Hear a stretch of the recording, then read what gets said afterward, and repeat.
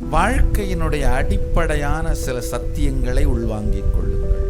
நினைப்பதை அடைவது எந்த அளவிற்கு முக்கியமோ, நினைப்பது சரிதானா என்று தெரிந்து கொள்வதும் முக்கியம். பல நேரத்தில் என்கிட்ட மக்கள் வந்து கேட்கறது உண்டு, சாமி கெட்டவங்கள்லாம் நல்லா இருக்காங்க, நல்லவங்கள்லாம் கஷ்டப்படுறாங்களே சார். அது உண்மை கிடையாது. நாம ஒருத்தரை நல்லவங்கன்னு நினைச்சறதால அவங்கள நல்லவங்களும் இல்லை, நாம ஒருத்தரை கெட்டவங்கன்னு நினைச்சறதுனால அவங்க கெட்டவங்களும் கிடையாது. நம்முடைய நினைப்பு சரியா என்று திரும்பி பார்த்து புரிந்து கொண்டால் மட்டும்தான் வாழ்க்கையின் பல கேள்விகளுக்கு விடை கிடைக்கும்.